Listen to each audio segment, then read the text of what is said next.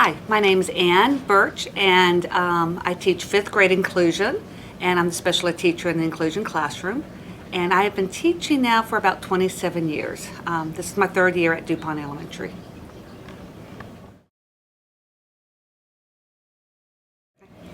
In this lesson, I was trying to help the students correlate probability with fractions, teaching them that you can write your probability problems the same as fractions. And so what we did is we reviewed that fractions can have multiple meanings. We then went on to practice probability by using Skittles. Of course, all students like candy, and you can always get their attention with food. So what we did was every student got, in pairs, they were given 10 Skittles of random colors. They then had to determine whether it was going to be impossible or possible or probably, whether they would pick each color. And first we just used the vocabulary. And then they had to write a probability down problem. They would have a 1 in 10 chance, a 5 in 10 chance of picking the different colors. After which students placed the Skittles in a brown paper bag, and they pulled them out one at a time. They would pull it out, tally it, put it back in, then pull out another one. And they did this 10 times, repeated the process 10 times. At which point they wrote the fraction for what they actually pulled out. So they may have actually pulled out 3 of the 10 times of the yellow Skittles, or 4 of the 10 times of the red Skittles. And we had a discussion about probability and then what happened in reality, and how probability is not always what really will happen. So, and again, practice writing them as fractions. So that was our probability lesson, was giving the kids a hands-on way of determining probability and how probability works.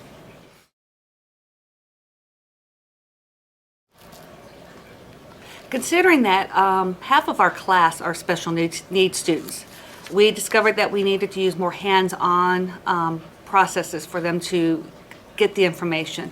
Fractions and probability were very low on our scores last year on the SOLs. So this year we brought this in to give the students a concrete evidence of what was going on.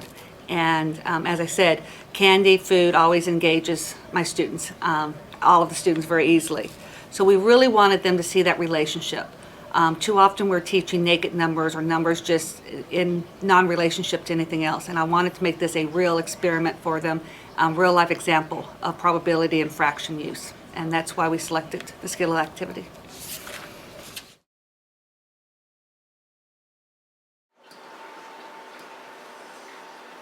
Okay, 2 out of 5, 2 out of 5. Now, I want to show you.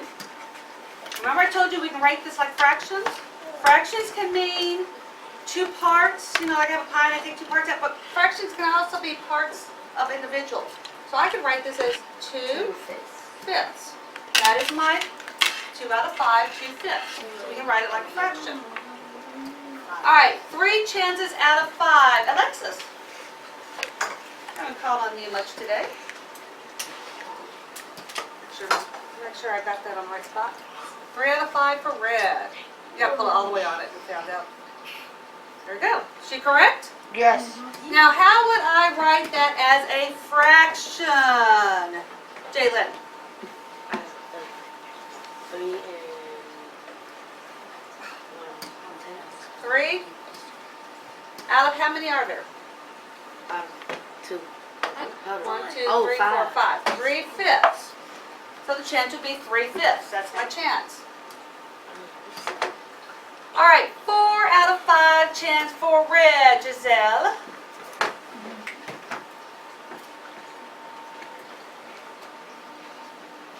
Oh, right, yeah, it's up there. 4 out of 5. Okay, is she correct? Yes. Yes, she is. And our fraction would be what? 4 fifths. No. 4 fifths. 4 out of 5. 4 fifths. All right, Brandon. Come to the last one. 1 out of 5 chances. I think I got it on the right spot. If not, we'll fix it. Okay. And Brandon, how do I write it? Go ahead and tell me how I write it. How I write 1 out of 5 chances as a fraction. 1 what? 1/5. 1/5. Perfect. Okay, I'll just make purple. Another purple, so 2 under purple. And last one. First challenge that we discovered was just the actually following directions. When we're telling the students to pull out the M&Ms, the Skittles actually, we had to keep reminding them they had to place them back in because they wanted to pull it out and separate it. And to keep the probability still out of 10, they had to replace the Skittles. So instructions need to be a little bit more clear as I explain them. A couple of the kids just wanted to play. I did have one young man who wanted to eat Skittles and really didn't want to count Skittles. But he eventually did. So that was kind of the problem, is just setting it up, getting them not to just want to eat them, not just want to play with them.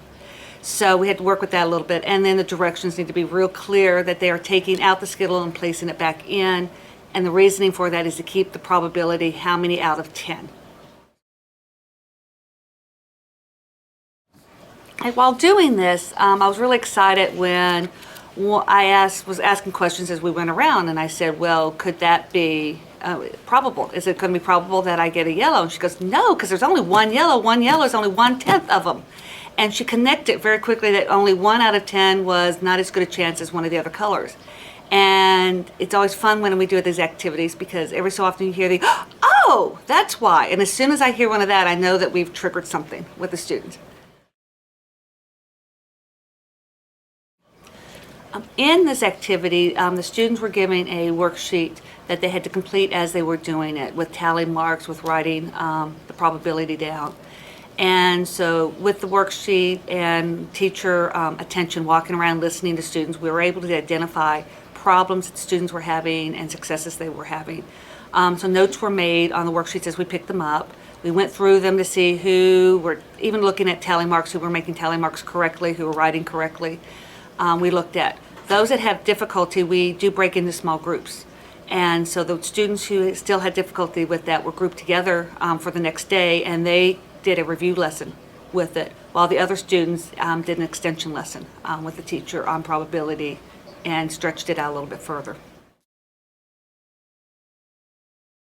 I was in the comp program and signed up for that class because we had our SOL scores were very weak in the area of fractions, and I knew I had to do something different to help my students.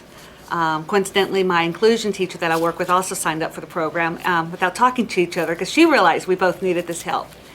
And I'd always disliked fractions, and this program really showed me that fractions can be fun, they can be easy, and a new way of looking at them.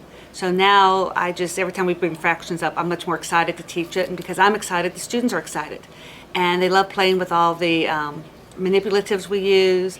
They're starting to understand it. It's fun to watch them be able to think about which is larger, 1/8 or 3/16, as opposed to doing just the math work. That they can say, well, this pie is this big, this is this big, and so therefore this must be larger. And so it's fun watching that, just the realization they can do it without always doing paper pencil, that they're understanding fractions and internalizing it.